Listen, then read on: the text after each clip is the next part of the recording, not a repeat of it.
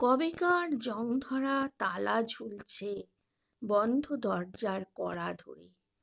দরজার ওপারে হয়তো কোনোদিন ছিল এক আস্ত প্রাসাদ, হাসি কান্না, আলো আর গানে ভরা। আজ পড়ে আছে নিস্তব্ধ এক পুরী। স্থানে স্থানে ভেঙে পড়া প্রাচীরের ফাঁক ফোকর গলে অনধিকার প্রবেশের ইশারা। হে পথিক, ক্ষণিক দাঁড়াও এই স্থানে, একবার দেখে যাও এসে এককালে কি ছিল এখানে। মোরাম বিছানো রাস্তার দুপাশে কোনো এক সময় ছিল হয়তো সুসজ্জিত বাগান, সেখানে আজ আদিম যুগের আহ্বান। শ্বেতপাথরের পরীগুলোর ভগ্ন দশা কোথায় হারালো বলো তাদের সেই মোহময়ী মাধুর্য। ডানা ভেঙে পড়ে আছে তারা আজ ব্যথাতুর জীর্ণ দেহ নিয়ে।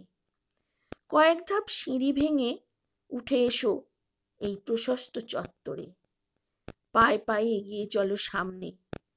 ওই দেখো বিশাল হলঘর এক, প্রাচীন বনেদিয়ানার নিদর্শন বটে।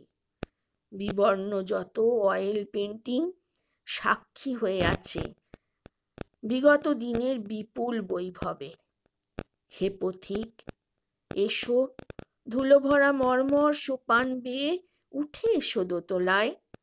চওড়া দালান পুরো ধুলোর আস্তরণে আচ্ছাদিত, সারি সারি ঘর আজ ভগ্ন দশা প্রাপ্ত। ওগো পথিক, এই নিস্তব্ধ নির্জন প্রাণহীন পুরী আজ উৎকর্ণ হয়ে আছে তোমার চরণের ধ্বনি শ্রবণের অপেক্ষায়। এ কি, সহসা থমকে গেলে কেন? কি দেখো অমন করে ওগো প্রিয় অতিথি আমার? ফাটল ধরা দেয়ালের ফাঁকে অঙ্কুরিত এক নবীন চারা জন্ম নিয়েছে প্রাচীনতার পাঁজর ভেদ করে। এ কি বিস্ময়! না, নেই কোনো বিস্ময়। পুরাতন গর্ভেই জন্ম নবীনের, এ সত্য চিরদিনের। আর কিছুকাল পরে থাকবে না এই ভগ্ন দেহ প্রাসাদখানি, সে জায়গায় গড়ে উঠবে আর এক বিলাসবহুল ঝাঁ চকচকে এক শপিং মল।